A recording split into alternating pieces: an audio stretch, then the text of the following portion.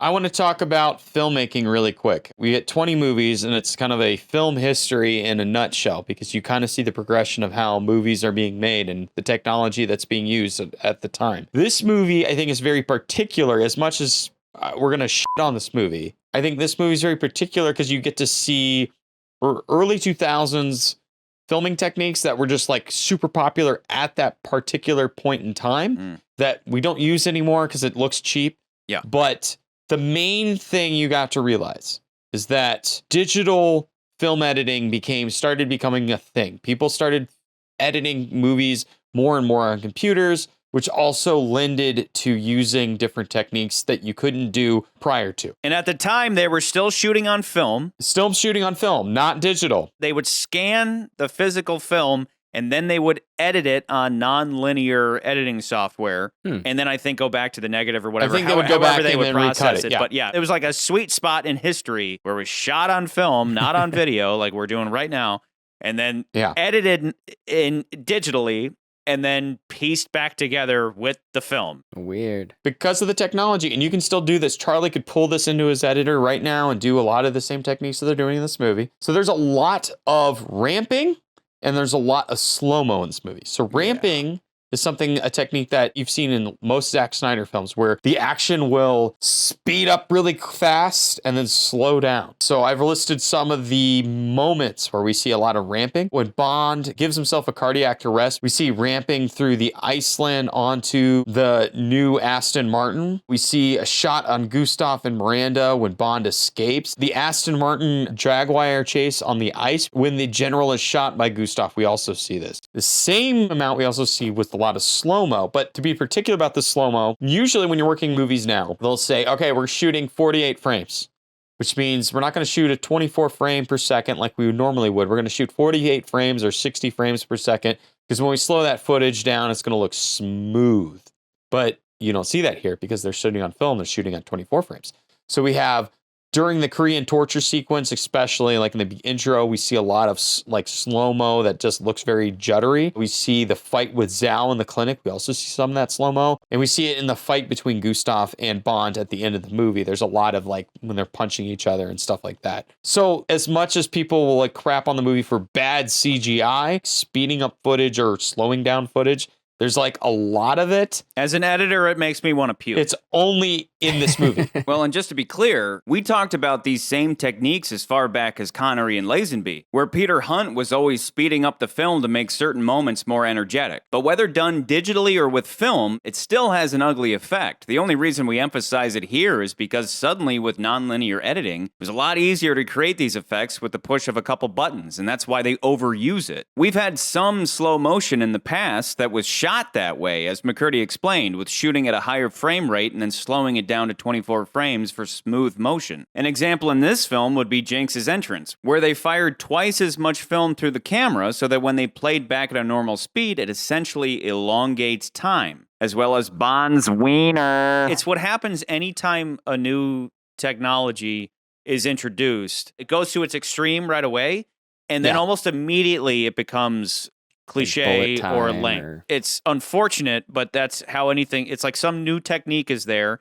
Everybody does it, and then there's a backlash to it where it's like, let's never do that again. That was embarrassing. Why we do that in the first place? It's like bell-bottom jeans or something. You know, it's just, it's a trend. And this movie, when you watch it and you see all the goofy editing you don't get the sense that they planned for it. You get the sense that they shot the movie, much as they had for 40 years, and then they watched a bunch of contemporary shitty action movies, and then they emulated them. You get the sense that the editor was on cocaine and was just like, wouldn't it be cool if like, look at this tracking shot that just goes like this. What do I speed it the up? You know, it's just like, it's like, dude, it looks like shit. There are two that stand out the most. The car thing, whatever, I can give that a pass. It looks like The a car commercial. ones are fine. Yeah, it looks like a commercial. It's like, it's stupid, but I can give that a pass. The ones that suck are the ones where they just take tracking shots, and it's a tracking shot of the party, and and then the one you mentioned, the tracking shot of Miranda and Gustav, and they're just standing at there. the control center, and they're just like, zoom, and it's like,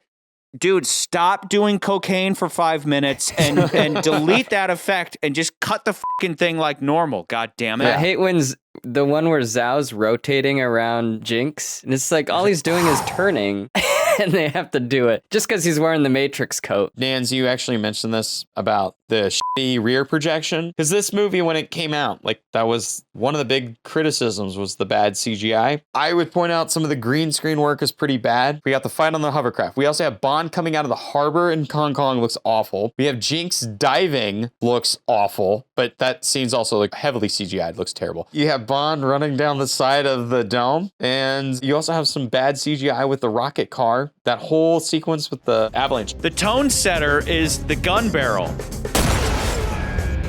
The only time ever The bullet shows that we up. have a bullet that shoots. I mean, it's always been kind of odd that we have blood raining down, even though we're in a gun barrel, but nobody ever cares. But then to also have a bullet come straight at you, that kind of sets the tone for like, we just discovered this thing called CGI. GoldenEye had that bullet, but that was different. This is on the gun barrel moment. Yeah. So you know who came up with that? Maggie Smith? It was Maggie Smith. She came up with that, actually. Sweet. She told her son Toby, she said, listen, you tell that director gentleman that he's put a bullet. She needs to put a bullet through there. Does it make sense? It was the director. It was the Kiwi. It was Lee. It was the Kiwi that should have been Peter Jackson. He was the one who came up with it. He's just like, oh yeah, we should put a gun. We should put a bullet through there. It should come through there. Right, you fucking Kiwi sound like this. I come from New Zealand.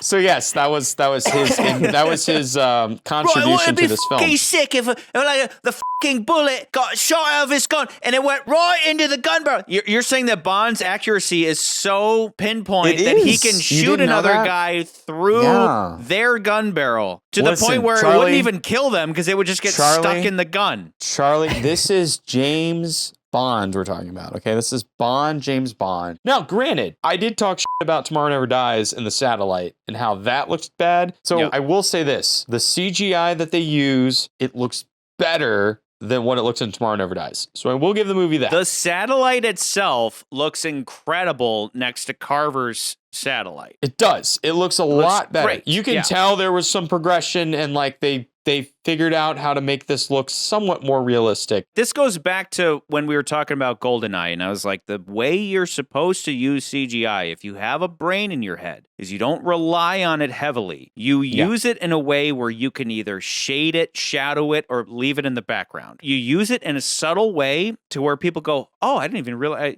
I was so caught up in the story, I didn't even realize that was CGI. This movie throws it in your face, and that's what's so difficult is that I'm going to sound like a hypocrite this episode because the two things that stand out are how awful the Bond girl is and how terrible the effects are. And in the past, I've said, I don't give a shit about the Bond girl. They're just cherries on top. And I'm like, the effects are typically of the time. It's a testament to how awful those things are, where even I am running up against my limitations.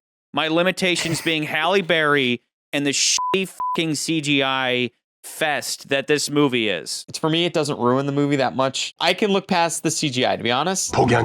Yeah, I could look past it if that was the only issue with the whole movie. But unfortunately, it's just the tip of the CGI iceberg.